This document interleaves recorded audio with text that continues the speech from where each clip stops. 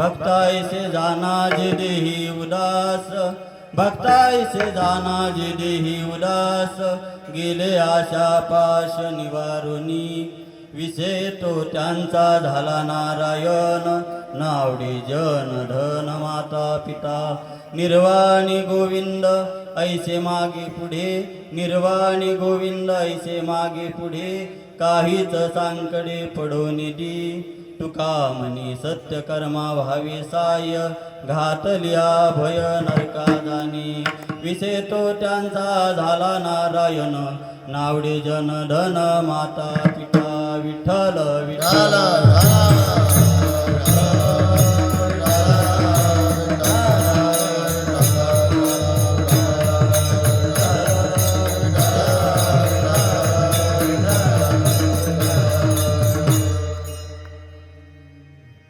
नमो विठ्ठला राजया पांडुरंगा नमो रुक्मिणी मावली ज्ञानगंगा नमो पुंडलिका नमो चंद्रभागा नमस्कार माझा रुक्मिणी पांडुरंगा पांडुरंगा करो प्रथम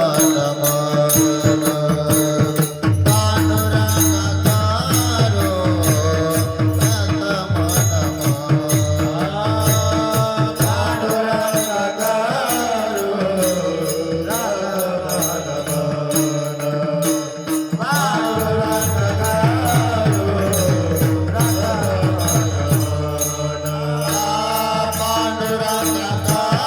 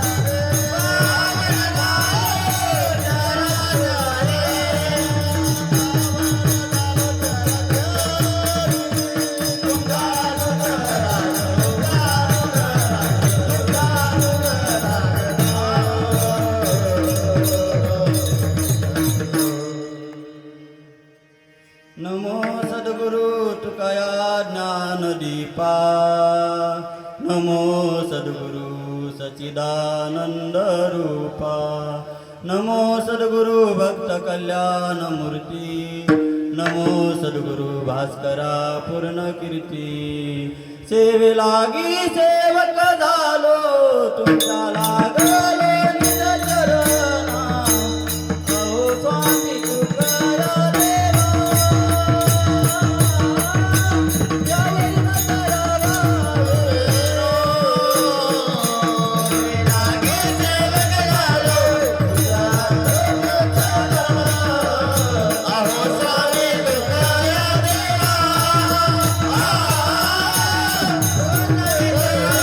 देवा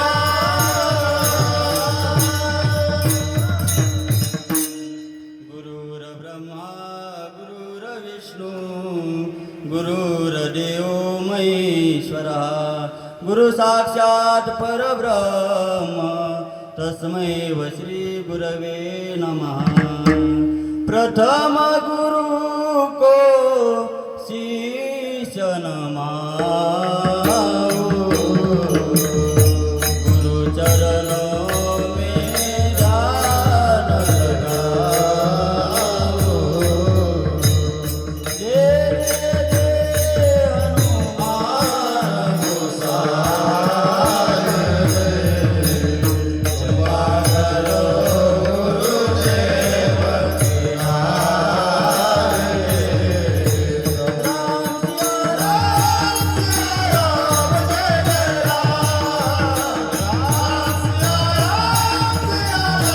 सिया राम जय जय राम राम सिया राम जय जय राम सिया राम जय जय राम सिया राम जय जय राम मस्तक हे पायावरी या वारकरी संतांच्या काय माझी वाणी मानेल संतांसी रंजवू चित्तासी आपोलिया भक्तायसे जाना जे देही उदास भक्तायसे जाना जे देही उदास गेले आशा पाश निवारुनी विषय तो त्यांचा झाला नारायण नावडे जन धन माता पिता प्रस्तुत कीर्तन रूपी सेवेकरता घेतलेला अभंग विश्ववंदनीय वैराग्याचे मूर्तिमंत पुतळे देऊचे सुप्रसिद्ध साधू तसेच वारकरी संप्रदायाच्या कलशस्थानी विराजमान असणारे संत श्रेष्ठ श्रीमंत जगद्गुरु तुकाराम महाराजांचा भक्तांचा महिमा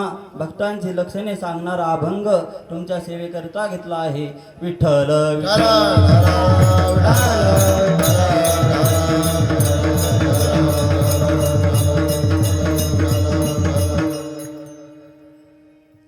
कीर्तनाला सुरुवात करण्यापूर्वी अल्पसा परिहार द्यायचा तो असा आपल्या या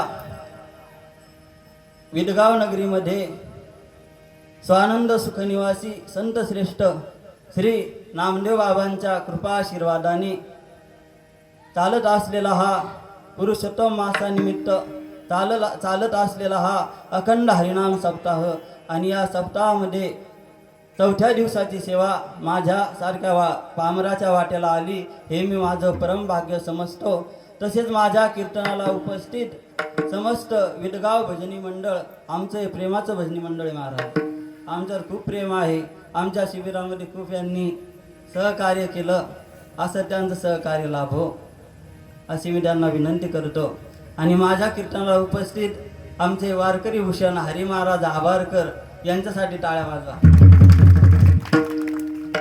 यांची आणि आमची प्रथमच एका शिबिरामध्ये भेट झाली आणि नामदेव बाबांना हे कार्य करून घ्यायचं होतं शिबिर करून घ्यायचं होतं त्यामध्ये शिबिरामध्येच आमची भेट करून दिली आणि आज ह्या आम्ही हरी महाराजांसोबत आहोत असंच आमचं प्रेम कायम राहो अशी मी नामदेव बाबाच्या चरणी प्रार्थना करतो आणि सेवेला सुरुवात करतो विठ्ठल विठ्ठल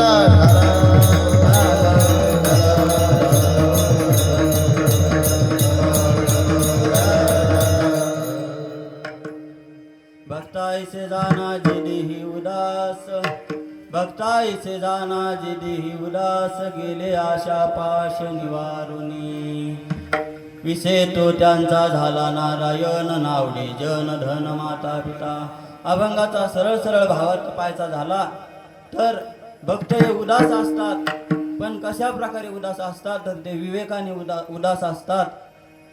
अखंड नामस्मरणाने त्यांचं चित्त द्रवीभूत झालेलं असतं आणि द्रवीभूत झालेलं हे चित्तामुळे ते त्यांचे दहा इंद्रियासहित ते भगवंताकडे त्यांचं चित्त धाव घेतं. त्यांचं स्वरूप पाहण्याकरता भगवंताकडे धाव घेतं. विठ्ठल विठ्ठल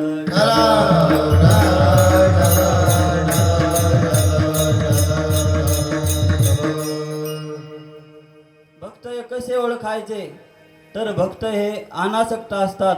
त्यांच्या हृदयामध्ये कुठल्याही प्रकारची आसक्ती नसते. संसाराविषयी आसक्ती नसते. कुठल्याही धनाविषयी आसक्ती नसते. ते निरासक्त असतात. विठ्ठल विठ्ठल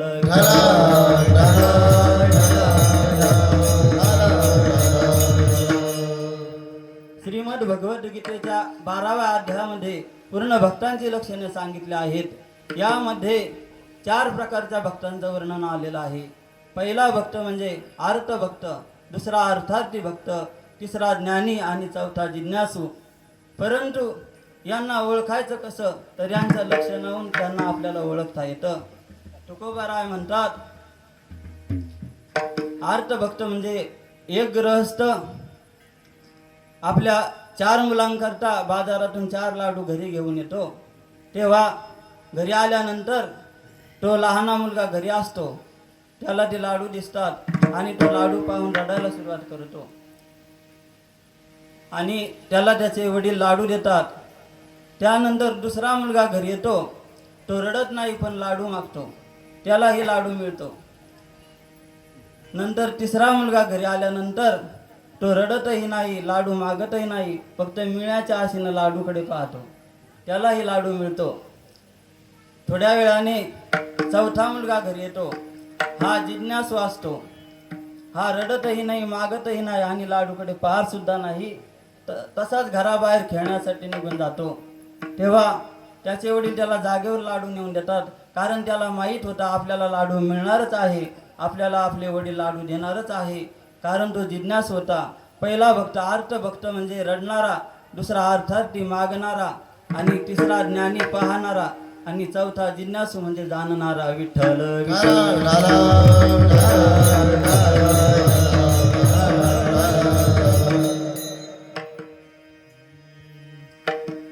तर या 4 भक्तांपैकी देवाला आवडणारा भक्त कोणता तर ज्ञानी भक्त. हा ज्ञानी भक्त देवाला अत्यंत प्रिय आहे. तर ज्ञानी भक्त कोण होते तर हनुमंतराय हे ज्ञानी होते. जे हनुमान ज्ञान गुण सागर, जे कपीस त्यो लोक उजागर. ज्ञानाचे सागर होते महाराज. म्हणून प्रभू श्रीरामचंद्रांना अत्यंत प्रिय होते. एकदा नारद महर्षी अयोध्येमध्ये जातात. अयोध्येमध्ये गेल्यानंतर प्रभू श्रीरामचंद्र नारदांचं स्वागत करतात, पूजन करतात आणि त्यांना बसण्याकरता आसन देतात. तेव्हा नारद महर्षी प्रभू श्रीरामचंद्रांना विचारतात, प्रभू आपल्याकडे भक्तांची यादी आहे, ती यादी मला दाखवा. तेव्हा प्रभू श्रीरामचंद्र ती भक्तांची यादी नारदांच्या हातात देतात. तेव्हा नारदजी ती यादी पाहतात तर प्रथमच क्रमांकाला नारदांचं नाव त्या यादीमध्ये असतं. त्यामुळे नारदांना आनंद होतो. परंतु त्या यादीमध्ये हनुमंतरायाचं नाव नारदाला काही दिसत नाही. त्यांना वाटतं हनुमंतराय तर यांचे आवडते भक्त आहे, रात्रंदिवस सेवा करतात, तरी सुद्धा नाव कशामुळे नाही. त्यामुळे नारदजी हनुमंतरायांकडे जातात. हनुमंतरायांना भेटतात आणि विचारतात, का व हनुमंतराया तुम्ही तर रात्रंदिवस प्रभूंचं नामचिंतन करता, रात्रंदिवस प्रभूची सेवा करता, तरी तुमचं नाव भक्तांच्या यादीमध्ये नाही.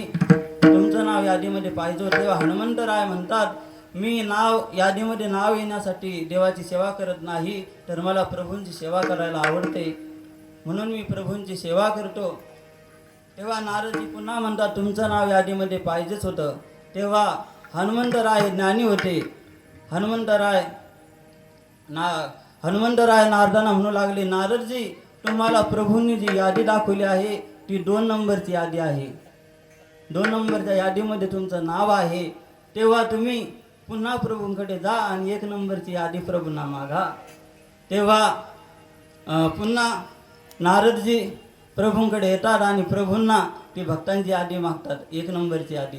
तेव्हा प्रभू एक नंबरच्या आधी हनुमंतरायाच्या हातात नारदजींच्या हातात देतात. तेव्हा नारदजी पाहतात तर प्रथम क्रमांकाला हनुमंतरायाचं नाव असतं. तेव्हा नारदाचा चेहराच खाली पडतो म्हणजे जमिनीवर नाही पडत, उतरतो. तर त्यामुळे नारदजी नाराज होतात. त्यांना वाटतं असं कसं काय, मी एवढा भक्त असून माझं नाव 2 नंबरच्या यादीमध्ये आणि हनुमंतरायाचं नाव 1 नंबरच्या यादीमध्ये. प्रभूंना विचारतात. तेव्हा प्रभू रामचंद्र प्रभू उत्तर देतात, मला जे भक्त आवडतात त्यांचं नाव 1 नंबरच्या यादीमध्ये आहे आणि मी ज्या भक्तांना आवडतो त्यांचं नाव 2 नंबरच्या यादीमध्ये आहे. विठ्ठल विठ्ठल.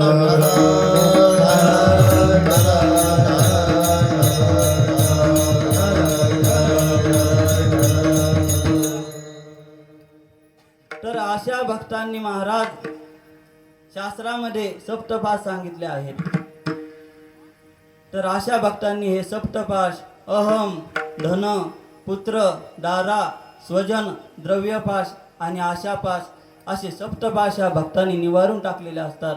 त्यांना कुठलाही अहम नसतो. अहम म्हणजे मी पण अहंकार नसतो.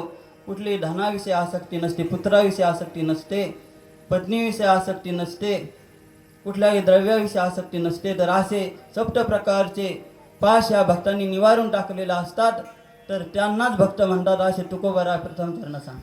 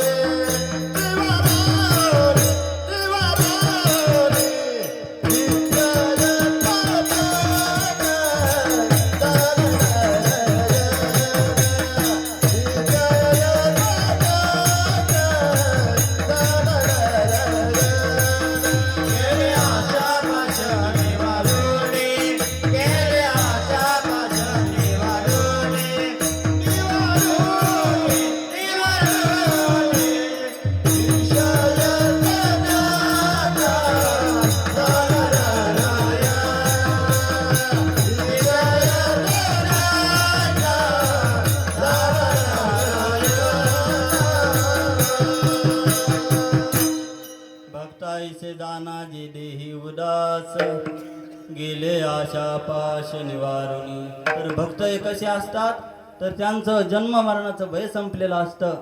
त्यांना देहाचा विसर पडलेला असतो, म्हणून देहावर उदास असतात असं तुकोबराय म्हणतात. विठ्ठल विठ्ठल.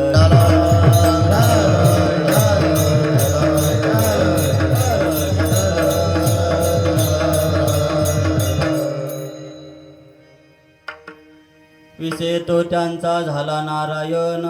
कोणाचा विषय नारायण झाला होता महाराज, तर श्री संत कान्होपात्रा यांचा. कान्होपात्रा यांचा जन्म पंढरपुराहून 7 कोस असणाऱ्या मंगळवेढा या गावामध्ये एका वेश्याच्या घरी जन्म झाला होता महाराज. परंतु या कान्होपात्रा लहानपणापासूनच विठ्ठलाचं नामचिंतन करीत होत्या. विठ्ठलाची दासी म्हणून त्या ठिकाणी वाढत होत्या. आणि या कान्होपात्रांची आई श्यामावेश्या ही एक मोठी नर्तकी होती. हिचं नृत्य अत्यंत सुंदर असल्यामुळे मोठमोठे राजे महाराजे या मंगळवेढा गावीचं नृत्य पाहण्याकरता, नाच गाणं पाहण्याकरता यायचे. आणि त्या मिळणाऱ्या पैशातून ही आपलं घरदार, आपला उदरनिर्वाह चालवायची. परंतु या श्यामावेश्याला वाटत होतं माझ्यासारखं कान्होपात्रांनी सुद्धा नाच गाणं शिकावं, माझ्यासारखं नृत्य करावं असं श्यामावेश्याला वाटत होतं. परंतु कान्होपात्रांना याची किळस यायची. कारण त्यांचा विशेष नारायण झालेला होता. त्यांना विठ्ठलाशिवाय दुसरं काहीच आवडत नव्हतं. त्यांचा विशेष नारायण झालेला होता. तेव्हा एक दिवस कान्होपात्रांच्या घरी बिदरचा बादशाह नाच गाणं पाहण्याकरता येतो महाराज. आणि या बिदरच्या बादशाहाची नजर कान्होपात्रावर पडते. कान्होपात्रा दिसायला अत्यंत सुंदर होत्या. पान खाताना ते कंठारून उतरताना दिसावं एवढा त्यांचा गोरा रंग होता. त्यामुळे हा बिदरच्या बादशहानं श्यामाविसेला कान्होपात्रासोबत विवाह करण्याची मागणी केली. परंतु कान्होपात्राने त्याच ठिकाणी नकार दिला. मला लग्न करायचं नाही, मी विठ्ठलाची दासी आहे, मला विठ्ठलाच्या चरणाजवळच राहायचं आणि देह समर्पित करायचा आहे. त्याच दिवशी कान्होपात्रा आपल्या घरून महालामध्ये असणाऱ्या हौसा नावाची दासी महाराज ही अखंड पंढरीची वारी करायची.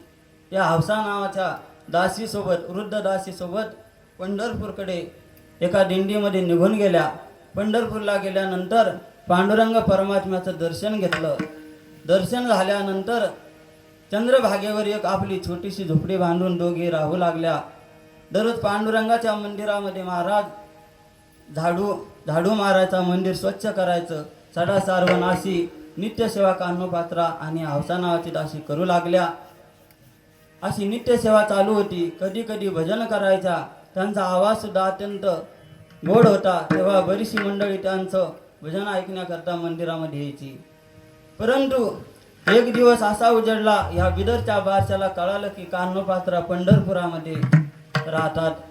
आणि हा बिदरचा बादशाह आपल्यासोबत बरंच सैन्य घेऊन पंढरपूरच्या दिशेने निघाला. तेव्हा येत असताना पांडुरंग परमात्म्याने पाहिलं की हा बिदरचा बादशाह पंढरपुराकडे येत आहे. तेव्हा पांडुरंग परमात्म्याने चंद्रभागेकडे दृष्टी फिरवली आणि चंद्रभागेचं पाणी वाहू लागलं. या चंद्रभागेच्या पाण्यामध्ये त्या बिदरच्या बादशाचं बरंचसं सैन्य वाहून गेलं. कान्होपात्रांची झोपडी सुद्धा वाहून गेली. परंतु कान्होपात्रा एका वृक्षामध्ये अडकल्या होत्या. ते वृक्ष आजही आपल्याला पंढरपुरामध्ये मंदिरामध्ये पाहायला मिळतं. त्याचा अगोदर दर्शन आणि नंतर देवाचं. तर या वृक्षामध्येच तो बिदरचा बादशाह यायच्या आतमध्ये पांडुरंगाने या वृक्षामध्येच कान्होपात्रांना समाधी देऊन टाकली. एवढा तो उदार परमात्मा आहे, भक्तांचं रक्षण करणारा आहे. कारण कान्होपात्रांचा विशेष नारायण झाला होता. त्यामुळे त्यांना देवाने आपल्या चरणाजवळ ठेवलं. विठ्ठल आमोचे जीवन, विठ्ठल आमोचे जीवन, विठ्ठल आमोचे जीवन, विठ्ठल आमोचे जीवन. आगम निगमाचे स्थान, आगम निगमाचे स्थान, आगम निगमाचे स्थान, आगम निगमाचे स्थान. विठ्ठल सिद्धीचे साधन, विठ्ठल सिद्धीचे साधन, विठ्ठल सिद्धीचे साधन. विठ्ठल ध्यान विसावा, विठ्ठल ध्यान विसावा, विठ्ठल ध्यान विसावा, विठ्ठल ध्यान विसावा. विठ्ठल पुढीचे दैवत, विठ्ठल पुढीचे दैवत, विठ्ठल पुढीचे दैवत, विठ्ठल पुढीचे दैवत, विठ्ठल पुढीचे दैवत, विठ्ठल पुढीचे दैवत, विठ्ठल पुढीचे दैवत, विठ्ठल पुढीचे दैवत. तर संतांचं आणि वारकऱ्याचं जीवन म्हणजे विठ्ठल परमात्मा महाराज. म्हणून विठ्ठल आमचे जीवन, आगम निगमाचे स्थान, विठ्ठल सिद्धीचे साधन, विठ्ठल ध्यान विसावा, विठ्ठल कुळीचे दैवत. आमच्या वारकऱ्यांचं कुलदैवत जर असेल तर तो पंढरीचा पांडुरंग परमात्मा आमचं कुलदैवत असं सर्व संत म्हणतात. विठ्ठल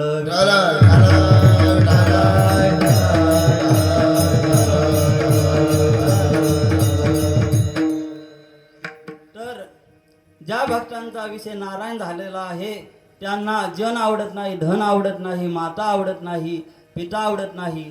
जन का आवडत नाही तर तुका म्हणे जन प्रकाराचे केले तीन, सत्वगुणी, रजोगुणी, तमोगुणी असे 3 गुणांनी युक्त असणारे जन आम्हाला आवडत नाही.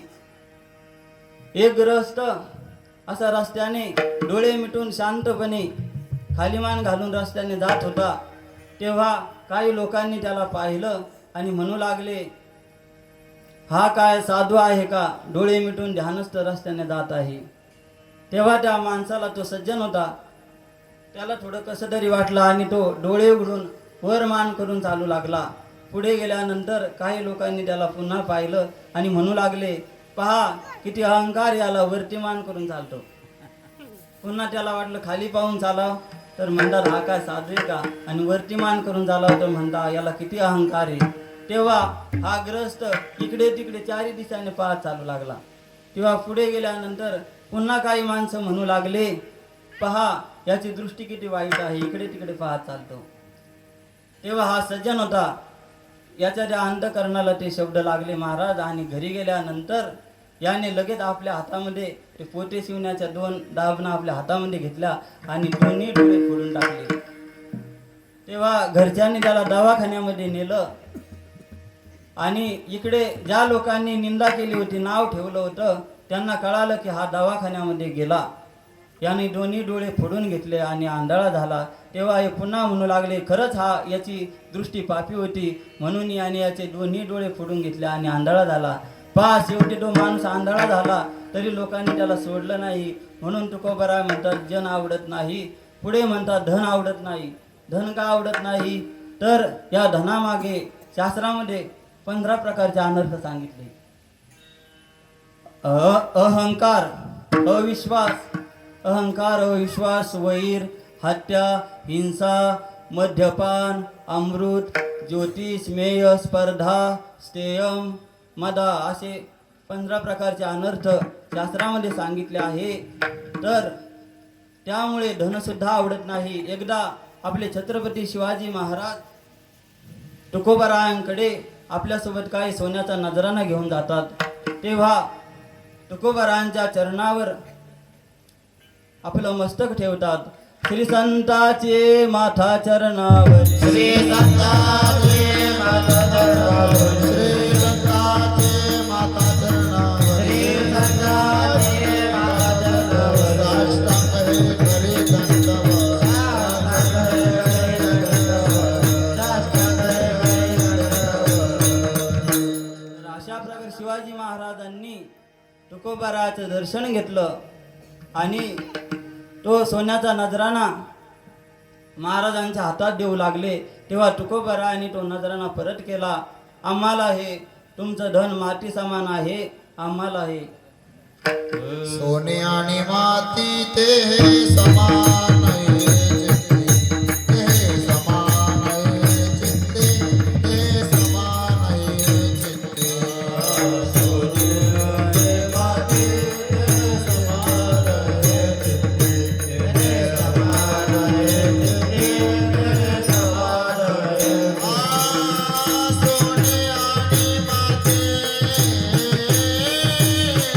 ते समान आहे.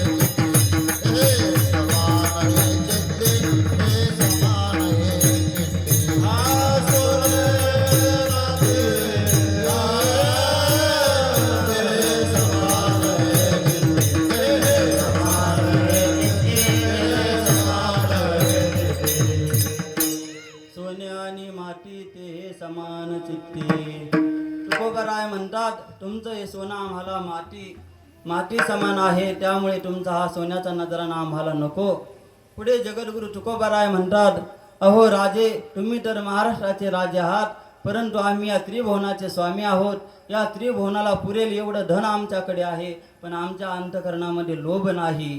ती त्रिभुवनी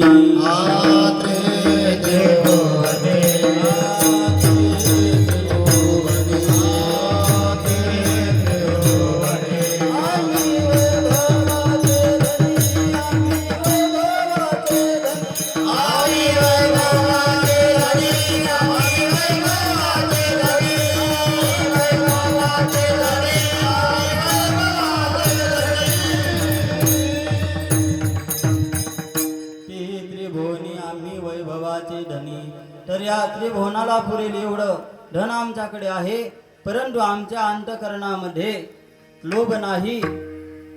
असं तुकोबारायांनी छत्रपती शिवाजी महाराजांना उत्तर दिलं आणि तो सोन्याचा नजराणा महाराज परत केला. म्हणून जन आवडत नाही, धन आवडत नाही. पुढे म्हणतात माता आवडत नाही. माता कोणासारखी? तर या कैकई सारखी माता महाराज. या कैकईने प्रभू श्री रामचंद्र वनवासाला जाण्या अगोदरच 2 वर दशरथांना मागून घेतले होते. एका युद्धामध्ये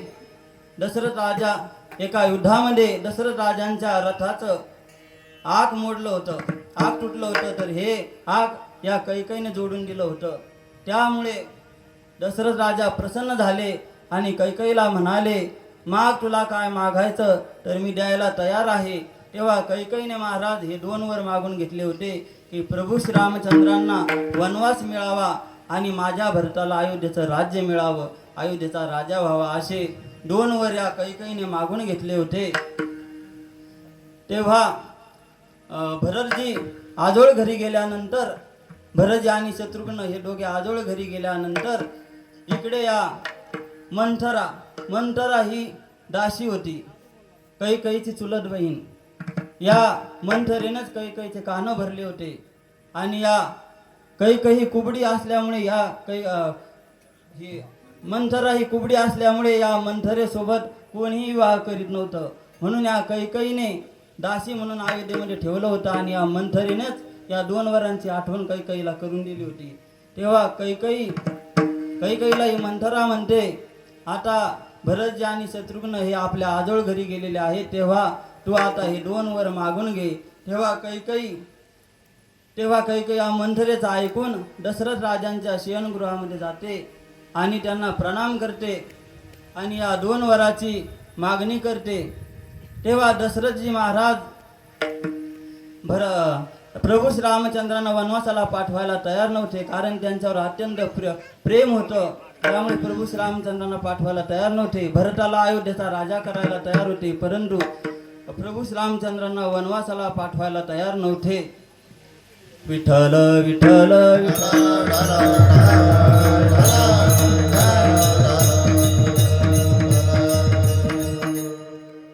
तेव्हा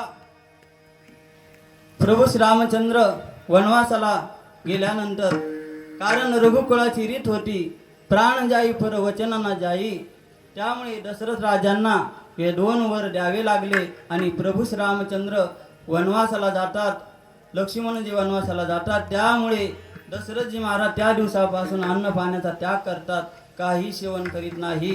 त्यामुळे त्यांची प्रवृत्ती बिघडते आणि एक दिवस प्रभू श्रीरामचंद्रांचं 6 वेळा नाव घेत आपला प्राण सोडतात. तेव्हा भरतजी आणि शत्रुघ्न आपल्या आजोळ घराहून घरी आल्यानंतर त्यांना अयोध्ये सुखसुखाट वाटतो. तर ते कैकईला विचारतात, आज अयोध्येमध्ये सुखसुखाट का वाटत आहे आणि माझे प्रभू कुठं गेले आहेत? तेव्हा कैकई म्हणते, मी त्यांना वनवासाला पाठवलं आहे आणि वनवासाला पाठवल्यामुळे दशरथांनी अन्न पाण्याचा त्याग केला आणि 6 वेळा रामचंद्र प्रभूंचं नाव घेत आपले प्राण सोडले.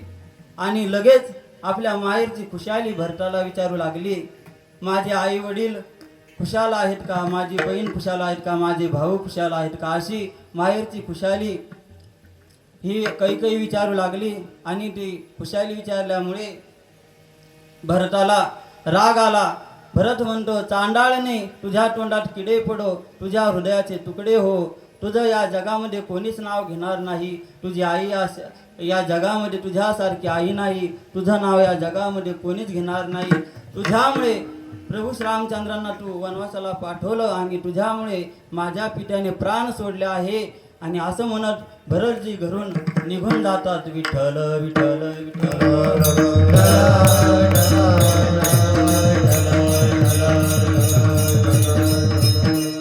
तर अशी देवभक्तामध्ये अंतर पाडणारी ही कैकई माता, अशी माता आम्हाला आवडत नाही. जन आवडत नाही, धन आवडत नाही, कैकई सारखी माता आवडत नाही. आणि पितागोनासारखा महाराज तर हिरण्यकश्यपू सारखा. या हिरण्यकश्यपूला देवाचं नाव अजिबात आवडत नव्हतं, परंतु या हिरण्यकश्यपूच्या पोटी आलेले भक्त प्रल्हादच देवाचं नामस्मरण करू लागले. श्रीकृष्ण गोविंद हरे मुरारी हे नाथ कृष्ण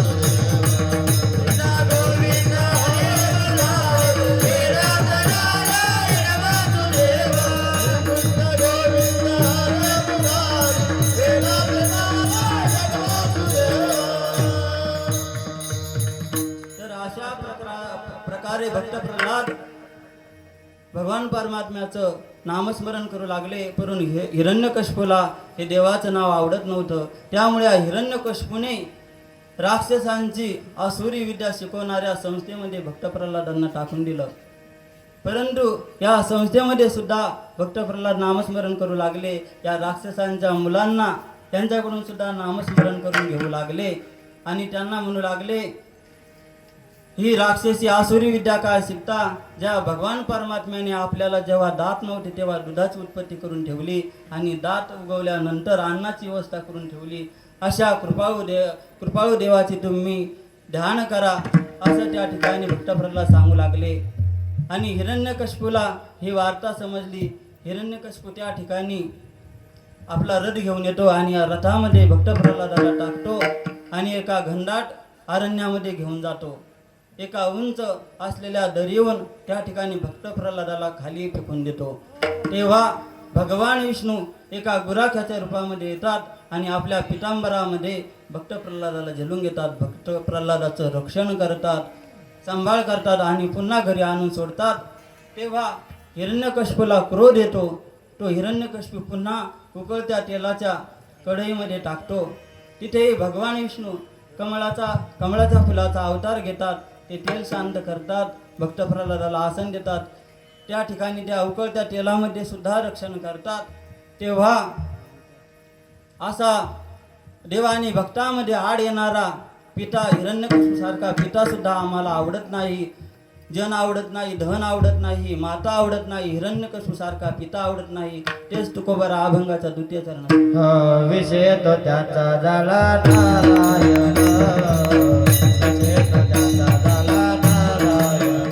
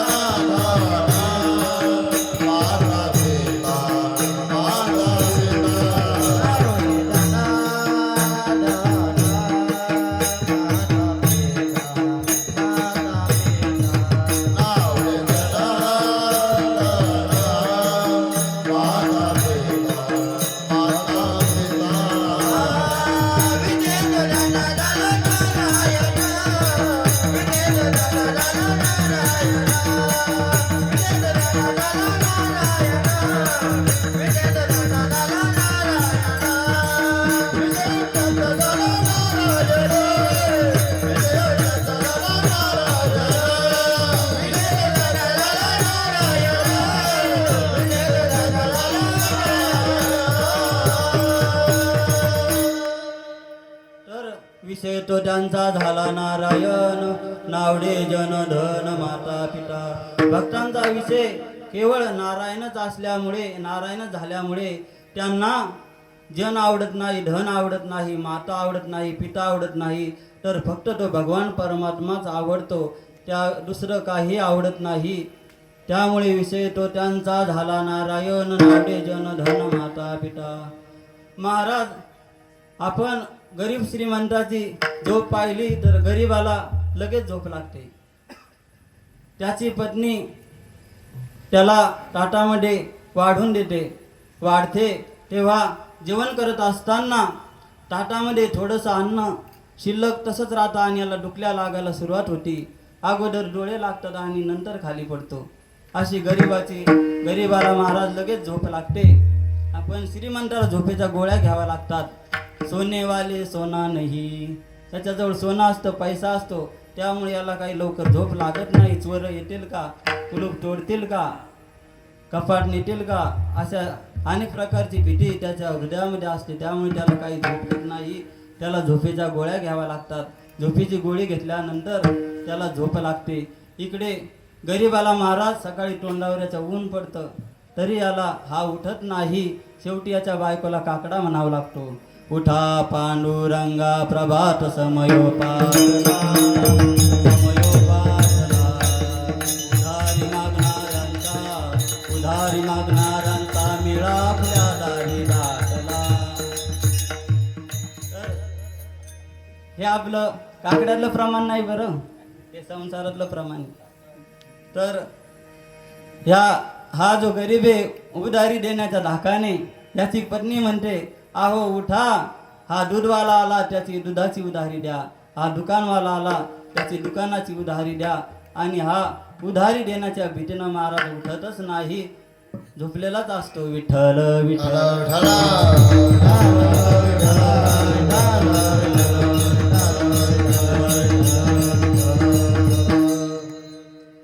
संत कबीर महाराज एका ठिकाणी आपल्या दाताचं 32 दाताचं आणि जिभेचं भांडण लागतं.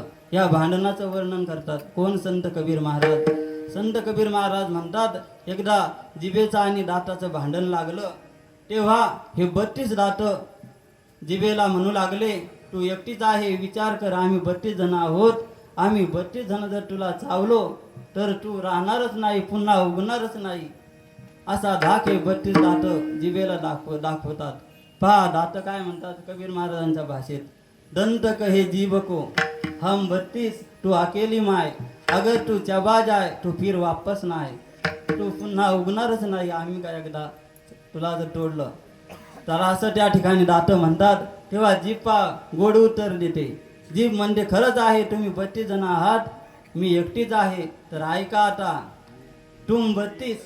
आता जीभ म्हणते, तुम 32 मैं अकेली माय, अगर मैं टेढ़ी चलूं तो 32 के 32 गिर जाए. मी जर वाकडं तिकडं बोलले, शिवी दिली तर तुम्ही 32च्या 32 खाली पडणार. विठ्ठल विठ्ठल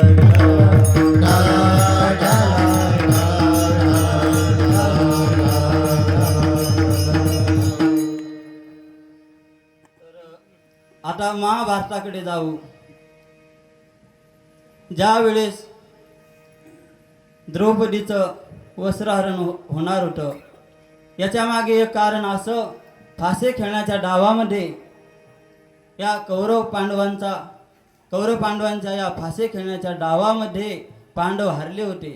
त्यामुळे कौरवांचे ते दात झाले होते.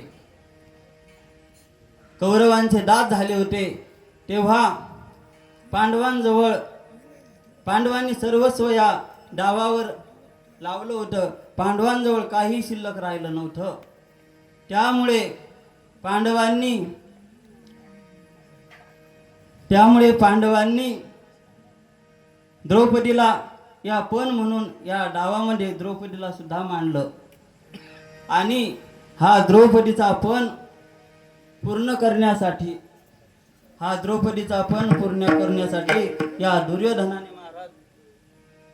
या दुर्योधनाने दुःशासनाला द्रौपदीकडे पाठवलं, जा आणि द्रौपदीला सभेमध्ये घेऊन ये.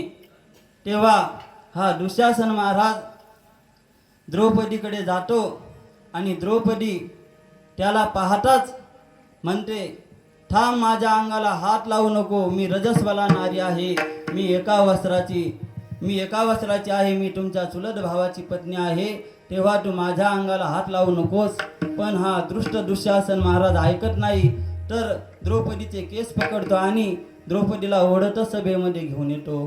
कौरवी पांचाळी सभेमध्ये आली, कौरवी पांचाळी सभे आज आनंद, कौरवी पांचाळी सभे माझी आली, कौरवी पांचाळी सभे आज आनंद, वस्त्रे हरणे वस्त्रे कैसी झाली माऊली, वस्त्रे हरणे वस्त्रे कैसी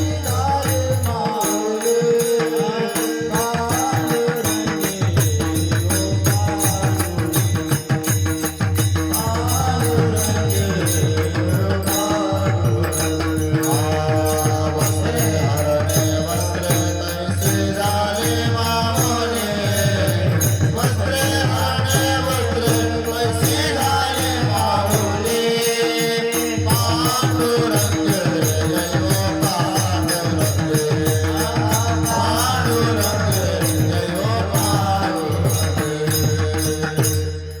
अशा प्रकारे हा दुःशासन द्रौपदीला सभेमध्ये महाराज ओढतच आणतो. तेव्हा सभेमध्ये आल्यानंतर या सभेमध्ये भीष्माचार्य, कृपाचार्य, द्रोणाचार्य, विदुर काका, धर्मराजा आणि गांधारीचे 100 पुत्र या सभेमध्ये एकीकडे द्रौपदीचे 5 पती पांडव बसलेले असतात. तेव्हा द्रौपदी प्रथम भीष्माचार्यांकडे जाते आणि भीष्माचार्यांना प्रणाम करते. आचार्य मला वाचवा, आज हे माझं वस्त्र हरण करणार आहेत आणि अशी भीष्माचार्यांपुढे प्रार्थना करते. तेव्हा भीष्माचार्य म्हणतात, मी कौरवांचं अन्न खाल्लं आहे, मी आता काहीच बोलू शकत नाही. तेव्हा भीष्माचार्य खाली मान घालतात. पुढे द्रोणाचार्यांकडे जाते, द्रोणाचार्य सुद्धा खाली मान घालतात, कृपाचार्य सुद्धा खाली मान घालतात. कारण पांडव हारले होते, कौरवांचे दात झाले होते, त्यामुळे भीष्माचार्यांना काहीच बोलता येत नव्हतं. तेव्हा द्रौपदीला वाटतं, आता माझ्या हक्काच्या 5 पतींशिवाय मला वाचवणारं कोणीच नाही. तेव्हा द्रौपदी आपल्या 5 पतींच्या समोर जाते, त्यांना प्रणाम करते, मला वाचवा असं त्या ठिकाणी प्रार्थना करते. तेव्हा 5ही पती खाली मान घालतात, परंतु भीमाला सहन होत नाही. भीम आपल्या हातामध्ये गदा घेतो आणि या दुःशासनाच्या डोक्यामध्ये टाकणार. तेवढ्यात धर्मराजा भीमाचा हात पकडतात. जाऊ दे भीमा, देव पाहून घेईल, खाली बस. तेव्हा धर्मराजाचं ऐकावं लागत होतं.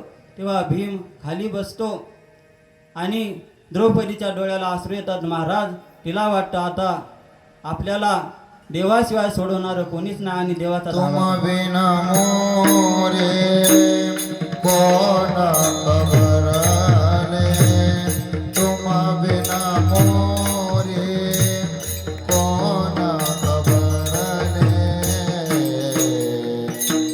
गोवर्धन गिरधारी, गोवर्धन गिरधारी, ओ गोवर्धन गिरधारी, गोवर्धन गिरधारी, बड़े सभा में द्रौपदी धारी, बड़ी सभा में द्रौपदी धारी, लाखों लाख हमारे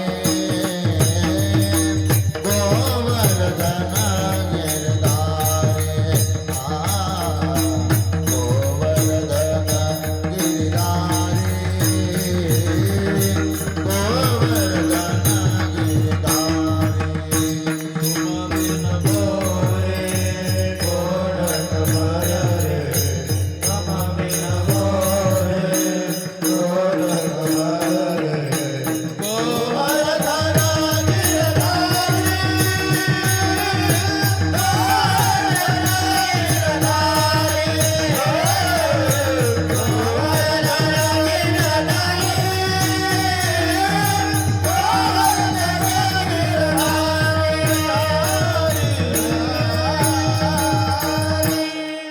तर अशा प्रकारे द्रौपदी देवाचा धावा करते.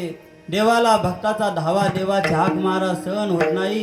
देव लगेच सभेमध्ये धावून येतो. तर वस्त्र अवतार धारण करतो. देवाला वाटलं एक वस्त्र द्यावं तर ते पुरणार नाही, त्यामुळे देव पूर्ण वस्त्राचाच अवतार धारण करतो आणि सभेमध्ये येतो. महाराज वस्त्रामागे वस्त्र त्या ठिकाणी द्रौपदीला पुरवतो आणि हा दुःशासन वस्त्र फेडीत असतो, वस्त्रामागे वस्त्र फेडीत असतो. असे एकूण 999 वस्त्र हा दुःशासन फेडतो. तेव्हा देवाचा पितांबर दिसू लागतो. तेव्हा भीष्माचार्य उठतात, म्हणतात, थांब दुःशासना, तो देवाचा पितांबर आहे, त्याला जर हात लावशील तर जळून भस्म होशील. तेव्हा मरणाच्या भीतीने हा दुःशासन बाजूला उभा राहतो आणि द्रौपदीचं रक्षण होतं. द्रौपदीची लज्जा राखली जाते. तर अशा प्रकारे तो भगवंत द्रौपदीचं रक्षण करतो. द्रौपदीच्या मागे राहून, म्हणून तुकोबराय म्हणतात, निर्वाणी गोविंद ऐसे मागे, आणि पुढे म्हणजे अर्जुनाच्या पुढे. तर महाभारतातील हे कौरव पांडवांचं युद्ध महाराज कुरुक्षेत्रावर 18 दिवस चाललं, एकूण 18 दिवस. तर पहिल्या दिवसापासून भगवान श्रीकृष्ण दररोज आपल्या हाताने अर्जुनाला रथाच्या खाली उतरवायचे, असा नित्यक्रम चालू होता. परंतु युद्धाच्या शेवटच्या दिवशी भगवान श्रीकृष्णांनी अर्जुनाला उतरवलंच नाही, तर अर्जुनालाच उतरायचं सांगितलं. तेव्हा अर्जुन म्हणतो, देवा मी उतरणार नाही, मी रथाचा मालक आहे, तुम्ही अर्जुनाचा रथी होय हा सारथी, बक्षी होय प्रीती सुद्धा म्याची. तर अर्जुन म्हणतो, मी रथाचा मालक आहे, तुम्ही सारथी आहात, तुम्ही अगोदर खाली उतरा. हा अर्जुन ऐकत नाही, कारण रथ पेटणार होता. तेव्हा भगवंत त्याला रथाच्या खाली ढकलून देतात आणि इकडे रथ पेटतो महाराज. आणि तो पेटलेला रथ पाहून अर्जुन घाबरतो आणि देवाला म्हणतो, देवा बरं झालं तुम्ही मला रथाच्या खाली ढकलून दिलं, नाहीतर मी या रथामध्ये पेटलो असतो.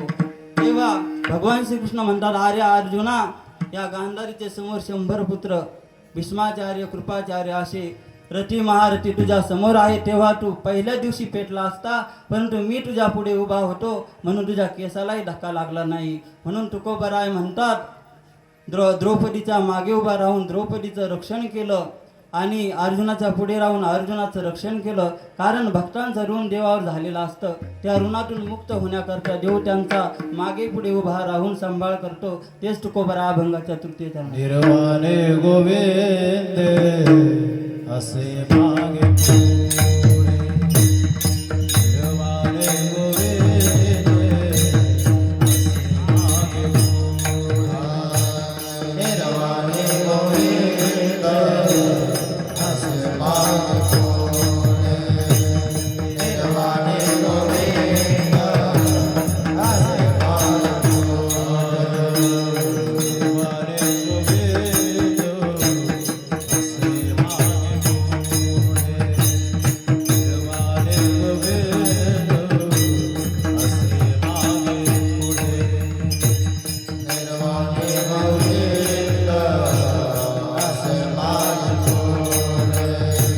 निर्वाणे गोविंद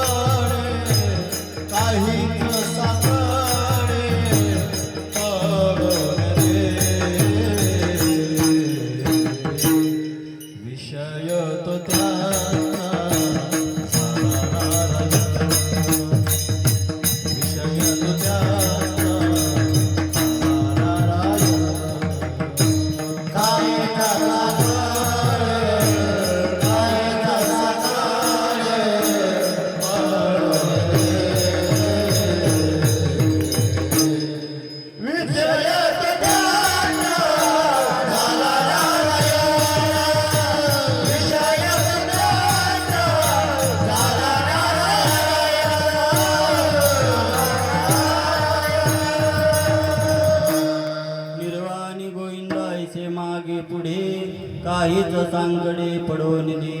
तर देव आपल्या भक्तावर कुठलंही संकट येऊ देत नाही, आलेला आघात आपल्या अंगावर घेतो.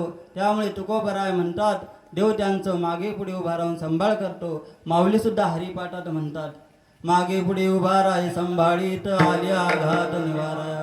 पुन्हा तुकोबराय एका ठिकाणी म्हणतात, देव उभा मागे पुढे उगवी पुढे संकट विठ्ठल.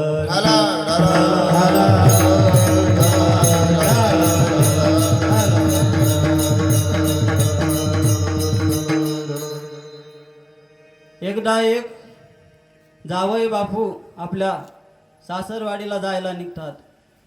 पहिलीच वेळ असते त्यांची सासरवाडीला जाण्याची. तेव्हा सासूबाईला समजतं की आपले जावई बापू येत आहेत. आता फोनवर लगेच समजतं, त्या काळी फोन नव्हते महाराज, आता एका सेकंदातच समजतं. तर सासूबाईला माहिती झालं की आपले जावई बापू घरी येणार आहेत. तेव्हा सासूबाईला अत्यंत आनंद होतो. सासूबाई किराणा दुकानामध्ये जातात. सासूबाईला जावई म्हणजे देवापेक्षा प्रिय असतो. त्यामुळे सासूबाई किराणा दुकानामध्ये जातात किराणा आणण्यासाठी. आणि किराणा घेतल्यानंतर त्या किराणाचं बिल देताना ते पैसे कमी पडतात बिल भरायच्या वेळेस. तेव्हा ही सासूबाई आपल्या नाकातली नथ काढते, नाकात लावून होती. दुकानदाराच्या हातात देते. तुकोबारा सुद्धा म्हणतात एवढं प्रेम असतं नाकीचा मोती ठेवी गहाण राखी जावयाचा मान. महाराज सोन्यातला आपल्या नाकातला मोती गहाण ठेवते पण जावयाचा मानच राखते. जावयाची पूर्ण इच्छा करते ती. तर अशा प्रकारे ती किराणा घरी घेऊन येते आणि जावई बापू संध्याकाळच्या वेळेस घरी येतात. जावई बापू घरी आल्यानंतर त्यांना हातपाय धुण्यासाठी पाणी देते. जावई बापू हातपाय धुतल्यानंतर समोर बैठकीमध्ये बसतात आणि सासूबाई स्वयंपाकाला लागतात आणि अंधार पडायला सुरुवात होते आणि जावयाला असतं रात आंधळ, म्हणजे रात्र झाल्यावर अजिबातच दिसत नाही. आता जावई बापू घाबरतात, त्यांना घाम फुटतो, आता कसं होईल आपलं. परंतु मनात म्हणतात काही झालं तर चालेल पण सासूबाईला कळू देणार नाही की मला रात आंधळ आहे, असं कळू देणार नाही अशी प्रार्थना करतात मनामध्ये. आणि सासूबाईचा स्वयंपाक आटोपतो तेव्हा सासूबाई जावयाला म्हणतात बसा जावई बापू जेवण्यासाठी. आणि जावयाला काय बसायला आसन टाकतात महाराज.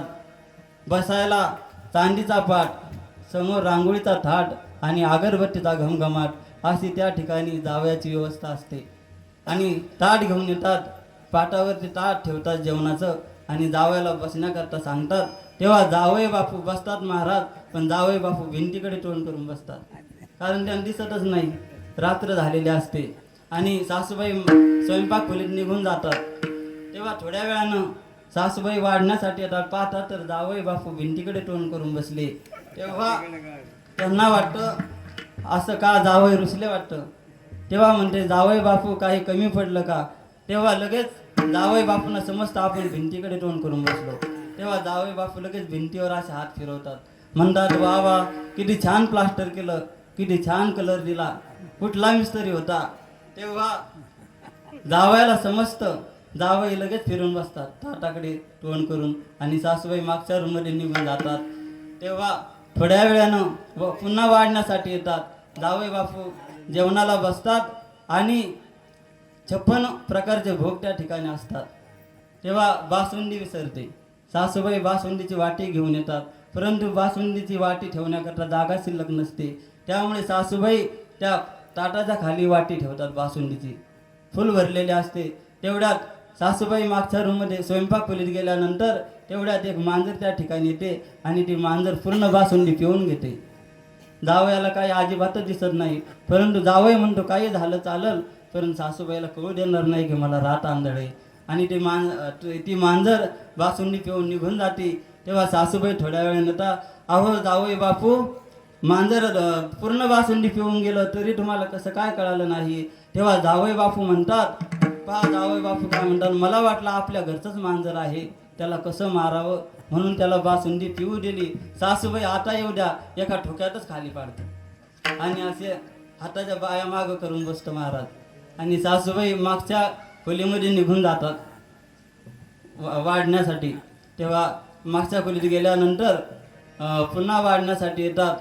पुन्हा सासूबाई बासुंदी वाढणार, तेवढ्यात याला वाटतं आता मांजर आली आणि हा एक अशी लंब्या हातानं सासूबाईचा कानाखाली देतो महाराज. सासूबाई एका ठोक्यातच खाली पडतात.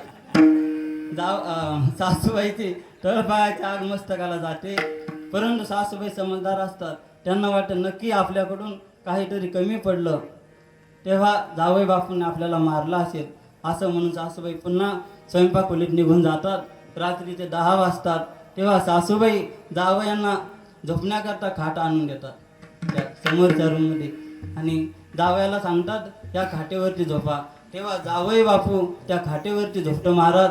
पण याला आता जास्त चिंता पडते की रात्री जर आपल्याला लघवी आली तर कसं जायचं. तर जावई बापूने आपल्या समोर एक दोरी आणलेली असते, ती 40 फुटाची दोरी असते. ती त्या बाजाच्या त्या खाटेला पायाला बांधतात त्या खाटेच्या जावई बापू. आणि जावई बापूंना वाटतं रात्री जर लघवी आली ह्या दोरीला पकडून बाहेर निघून जाऊ असं. तर रात्री 2 वाजता यांना लघवीला येते. तेव्हा जावई बापू उठतात, त्या दोरीला पकडतात आणि बाहेर निघून जातात. तेव्हा समोर अंगणामध्ये महाराज ते म्हशीचं वगार बांधलेलं असतं, वगारच म्हणतात हां. तर म्हशीचं वगार बांधलेलं असतं. हे वगार ती दोरी चाटायला सुरुवात करतात आणि चावता चावता महाराज ते कनेक्शन तुटून जातं. तेव्हा हा भिंतीसारखाच पडतो महाराज धाडकन. तेव्हा मोठ्याने आवाज होतो, परंतु सासूबाईला गाढ झोप लागलेली असते. हा याची अवस्था काय विचारता मला, तळवे तळ हात टेकीत डाव्या गुडघ्याने रांगत जावई आले अंगणात. अशा प्रकारे तो घरामध्ये येतो, परंतु घरामध्ये आल्यानंतर हा सासूबाईच्या खोलीमध्ये जातो. याच्या खोलीमध्ये जाण्याऐवजी सासूबाईच्या खोलीमध्ये जातो आणि सासूबाईला एकदमच तो दिसतो. त्याचा भूतासारखा अवतार पाहून सासूबाई घाबरतात आणि जोऱ्यानं ओरडतात, चोर आला चोर आला चोर आला चोर आला. तेव्हा शेजारी पाजारी सगळे उठतात महाराज. कोणी आपल्या हातामध्ये काठ्या कुऱ्हाडी घेऊन त्या ठिकाणी धावून येतात आणि त्याला एवढं मारतात तो दवाखान्यामध्ये ॲडमिट आहे. काल्याच्या दिवशी सर्वांना आपल्याला भेटायला जायचं आहे. विठ्ठल विठ्ठल विठ्ठल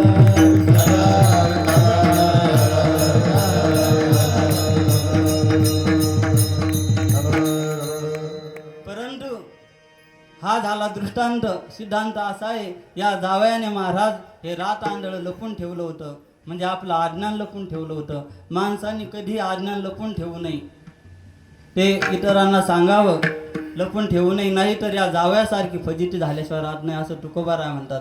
विठ्ठल विठ्ठल